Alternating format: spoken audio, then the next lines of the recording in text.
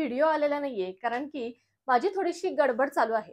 आता काय गडबड चालू आहे ते मी पुढे व्हिडिओमध्ये शेअर करणार तर आहेच. पण या सगळ्या गडबडीत सुद्धा मला माझ्या घरातल्याच वस्तूंची खूप मदत झाली. आणि मला असं वाटलं की या वस्तू आपल्या सगळ्यांच्या घरामध्ये खरं तर असायला हव्यात. तर माझी काय गडबड चालू आहे आणि या सगळ्या वस्तू मला कशा मदत करतायत? चला तुमच्याबरोबरही शेअर करते. तर आता सध्या खूप धावपळ होते. त्याचं कारण म्हणजे घरामध्ये फर्निचरचं काम चालू आहे आणि हे काम दिवसभर चालतं. म्हणजे सकाळी 10 वाजता ते लोकं येतात, ते संध्याकाळी अगदी 6-7 वाजेपर्यंत हे काम चालू असतं. त्यामुळे मग दिवसभर वेगवेगळ्या मशीनचा आवाज, हातोडी, कटर या सगळ्यांच्या आवाजात गोंधळून जायला होतं. त्यामुळे व्हिडिओ करायला काही मला वेळच मिळाला नाही. आणि शिवाय आपली घरातली कामं तर आहेतच आणि या सगळ्या कामांबरोबरच या फर्निचरमुळे आपली कामं आणखी वाढतात. कसं होतं ना, आपण राहायला आल्यानंतर जर फर्निचर करत असू ना, तर मात्र फार मनस्ताप होतो. कारण की दिवसभराची ही कामं झाल्यानंतर घर एवढं धुळीनं भरतं की बासच. कारण कसं आहे ना, घरातली प्रत्येक गोष्ट काही आपण झाकून ठेवू शकत नाही आणि घरात मुलं-बाळं असल्यावर दिवसभर खाणं-पिणं किंवा इतर काही गोष्टी आपल्या चालूच असतात. त्यामुळे घरातली सगळी कामं आपल्याला काहीही झालं तरी मॅनेज करावीच लागतात. तर माझं सुद्धा असंच दिवसभर घरातल्या सगळ्या कामांचं वेगवेगळ्या पद्धतीने मॅनेजमेंट चालू आहे आणि या सगळ्या नियोजनात मला माझ्या घरातल्याच काही वस्तूंची खूप मदत झाली. म्हणजे हे सगळं घरातलं काम चालू असताना सुद्धा माझं घरातलं कोणतंही काम अडून राहिलं नाही. सगळी कामं अगदी वेळच्या वेळेत पूर्ण झाली. खरं तर हा देखील एक वेगळा अनुभव आहे, जो आम्ही घरातले सगळेच खरं तर एन्जॉय करतोय.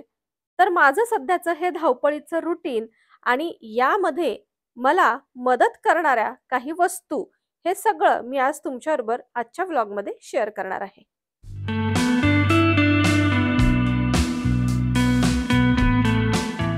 तर सकाळी 9 वाजेपर्यंत मुली स्कूलला जातात आणि घरातली अगदी थोडीफारच कामं झालेली असतात. पण 9-9:30 पर्यंत मला शक्य तेवढ्या वस्तू घरातल्या झाकून ठेवाव्याच लागतात. कारण की 10-10:15 पर्यंत ती लोकं कामासाठी येतात. आणि नंतर दिवसभर हे काम कंटिन्यू नॉनस्टॉप चालतं. किचन तर माझं 10:30 पर्यंत बंद होतं. म्हणजे जेवढं मला आवरता येईल तेवढं आवरते आणि राहिलेलं सगळ्या गोष्टी किंवा सगळ्या वस्तू असतील त्या व्यवस्थित झाकून ठेवते. पण त्यानंतर सुद्धा जो काही थोडाफार स्वयंपाक राहिलेला असतो, त्यासाठी मात्र मला ही हॉट प्लेट फार उपयोगी येते. घरातल्या एका रूममध्ये म्हणजे एका बेडरूममध्ये आम्ही शक्य आहे तेवढा सगळा पसारा आणून ठेवलेला आहे आणि पुढचा संपूर्ण दिवस आम्हाला तिथेच घालवावा लागतो. त्यामुळे राहिलेला सगळा स्वयंपाक वगैरे माझा तिथेच होतो. जसं की सकाळी जेवताना काही भाजी वगैरे केलेली असते, ती गरम करायची असेल, दुपारी मुली शाळेतून आल्यानंतर त्यांच्यासाठी काही गरम करायचं असेल किंवा संध्याकाळचा चहा करायचा असेल, तर ही सगळी कामं माझी या हॉट प्लेटवर अगदी व्यवस्थित होतात. पण हे बेडरूममध्ये केलेलं कुकिंग मुली मात्र फार एन्जॉय करतात बरं का. म्हणजे त्यांच्या डोळ्यासमोर सगळं कुकिंग होत असतं, सगळं त्यांना पाहायला मिळतं आणि त्यांना मध्ये-मध्ये मग मला मदत सुद्धा करता येते. मग यामुळे खरं तर झालं कसं, माझी मोठी मुलगी थोडंफार शिकली. म्हणजे चहा कसा करायचा असतो किंवा फोडणी कशी द्यायची असते, या गोष्टी तिला अगदी अशा छानपैकी पाहायला मिळाल्या आणि तिने त्या एन्जॉय देखील केल्या. तर आता सध्या जे लोक कामाला आलेले आहेत त्यांच्यासाठी या हॉट प्लेटवरती गरमागरम चहा तयार केलेला आहे. आणि त्यानंतर डाळ भाताचा कुकर माझा लावायचा राहिला होता. तो देखील इथेच या हॉट प्लेटवर मी कुकर लावून घेतला. संध्याकाळी देखील ते लोक उशिरा जातात.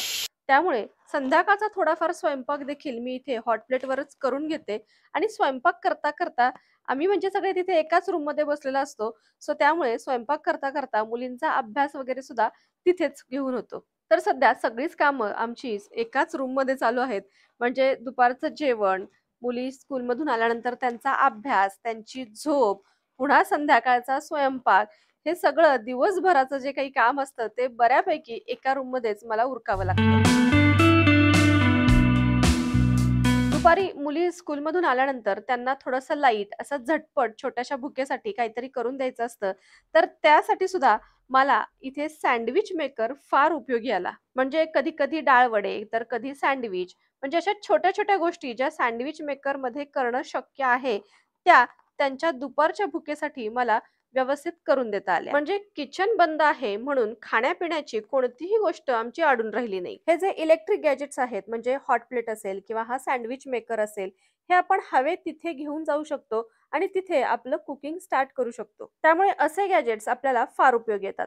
हा सँडविच मेकर तर ट्रॅव्हल फ्रेंडली आहे, म्हणजे बाहेर कुठे जायचं असेल तरी सुद्धा आपण तो इझिली कॅरी करू शकतो.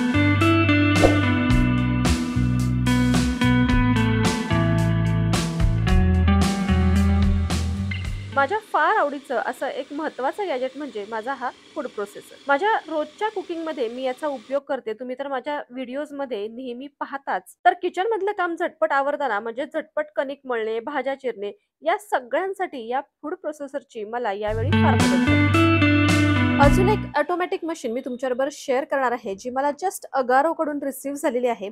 तर हा आहे Agaro regency automatic nut milk maker, ज्याला आपण वेगन मिल्क मशीन सुद्धा म्हणू शकतो. अतिशय सुंदर ब्लॅक कलर 600 ml आणि स्टेनलेस स्टील बॉडी असणारी अशी ही मशीन आहे. यामध्ये असणाऱ्या वेगवेगळ्या फंक्शन्स थ्रू आपण नट मिल्क, आल्मंड मिल्क, सोया, ओट्स मिल्क बनवू शकतो. शिवाय पाणी सुद्धा बॉईल करू शकतो आणि ज्यूस सुद्धा बनवता येतो. याबरोबर एक मेजरिंग बाउल दिलेला आहे, क्लिनिंग ब्रश आणि कॉर्ड दिलेली आहे. तर सर्वात आधी आपण अतिशय महाग मिळणारं असं सोयाबीन मिल्क यामध्ये बनवणार आहोत.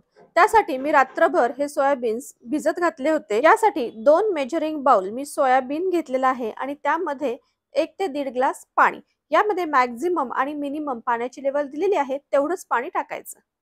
कंट्रोल पॅनलवर सोया मिल्क हे फंक्शन सिलेक्ट करायचं आणि 28 मिनिटांमध्ये आपलं सोया मिल्क रेडी होतं. कंट्रोल पॅनलवर आपल्याला टायमिंग दिसतं. तुम्हाला मध्ये ते जर कॅन्सल करायचं असेल तरी सुद्धा तुम्ही ते फंक्शन कॅन्सल देखील करू शकता. तर बाहेर महाग मिळणारं असं अतिशय हेल्दी सोया मिल्क घरच्या घरी तयार झालं.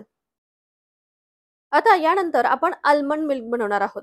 तर यासाठी मी रात्रभर बदाम भिजत घातले होते. त्याचं कव्हर वरचं काढून टाकलेलं आहे. 2 बाउल बदाम या केटलमध्ये घेतलेत. तुम्हाला जर आणखी थिक मिल्क हवं असेल तर तुम्ही या नट्सची क्वांटिटी वाढवू देखील शकता. नट मिल्क हे ऑप्शन सिलेक्ट केलं आणि पुढच्या काही मिनिटात बदामाचं मिल्क देखील तयार.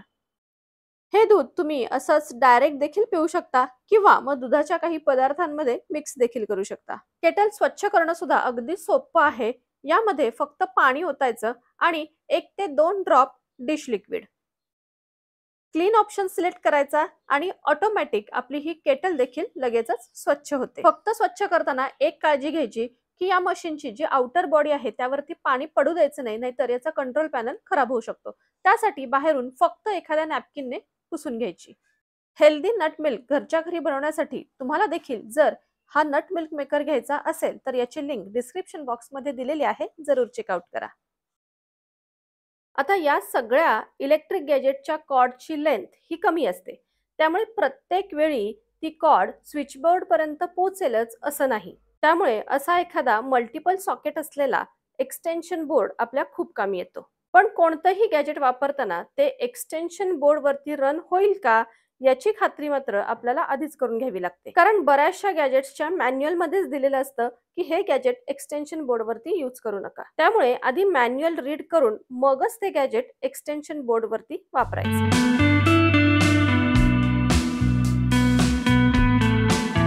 आता संध्याकाळी सगळं काम पूर्ण झाल्यानंतर संपूर्ण घर धुळीनं भरलेलं असतं. तर जो मोठा मोठा कचरा आहे तो मी झाडून असा व्यवस्थित गोळा करून तो भरून घेते. पण खूप छोटी छोटी धूळ राहिलेली असते जी या झाडूने स्वच्छ होत नाही. तर हीच धूळ व्यवस्थित स्वच्छ करण्यासाठी मला इथे उपयोग झाला तो म्हणजे व्हॅक्यूम क्लीनरचा. रोजच्या रोज संपूर्ण घर व्हॅक्युमिंग करते, त्याशिवाय संपूर्ण धूळ स्वच्छ झाली असं वाटतच नाही. बऱ्याच जणी मला म्हणतात की तू खूप गॅजेट्स वापरतेस, पण कसं आहे ना, घर व्यवस्थित स्वच्छ मेंटेन ठेवण्यासाठी काही गॅजेट्सची मदत आपल्याला तर घ्यावीच लागते. कारण एवढी सगळी कामं आपण जर हाताने करत बसलो ना तर खरंच यामध्ये खूप वेळ जाणार आहे आणि आपल्याला थकवा येणार आहे तो तर वेगळाच. झटपट कामं होत असतील तर का बरं गॅजेट्स वापरू नये? आता हेच बघा ना, ही मॅट आहे, याच्यावरती खूप धूळ बसलेली आहे. आता हाताने ही धूळ स्वच्छ होण्यासारखी नाहीये आणि रोज रोज ही मॅट मला पाण्याने सुद्धा धुता येणार नाही. मग त्यामुळे मी रोज अशा पद्धतीने व्हॅक्युमिंग करायचे आणि 2-3 दिवसातून एकदाच ही फक्त मॅट पाण्याने धुवायचे. तर पहा, नुसत्या व्हॅक्युमिंगने सुद्धा ही मॅट अत्यंत स्वच्छ होते. म्हणजे अगदी रोज धुतलीच पाहिजे अशी काही आवश्यकता नाही. तर ज्या वस्तू माझ्याकडे आहेत त्याची मला खूप मदत झाली. पण काही वस्तू माझ्याकडे नाहीयेत याची मला जाणीव सुद्धा झाली. जसं की अशी ही उंच शिडी किंवा आपण ज्याला स्टूल म्हणतो, वरती जी काही कामं आपल्याला करायची असतात, त्यासाठी आपला हात पोचत नाही, त्यासाठी मात्र असा हा स्टूल फार उपयोगी येतो, जो मी आमच्या शेजाऱ्यांकडून आणलेला आहे. पण असंही आहे, की सगळ्याच गोष्टींचं कलेक्शन जर आपण करत बसलो, तर आपल्याला आपलं घर देखील कमी पडेल. असो, तर या सगळ्या वस्तू अडचणीच्या वेळेस आपल्याला कशा उपयोगी येतात, या संबंधीचा असा एक छोटासा आजचा व्लॉग होता. आवडला असेल तर जरूर लाईक करा. तर मैत्रिणींनो, अजूनही माझ्या घरातलं काम चालू आहे. त्यातून मला जसा-जसा वेळ मिळेल, तसं-तसं तुमच्याबरोबर मी व्हिडिओज शेअर करत राहीन आणि काम पूर्ण झाल्यानंतर काय-काय चेंजेस केले ते तर तुमच्याबरोबर शेअर करणारच आहे. तर आजचा व्हिडिओ तुम्हाला उपयोगी वाटला असेल, तर आपल्या व्हिडिओला नक्की एक लाईक करा, शेअर करा आणि चॅनलवर नवीन असाल तर सबस्क्राईब देखील जरूर करा. भेटू आपण पुन्हा एकदा नवीन व्हिडिओमध्ये. तोपर्यंत बाय बाय.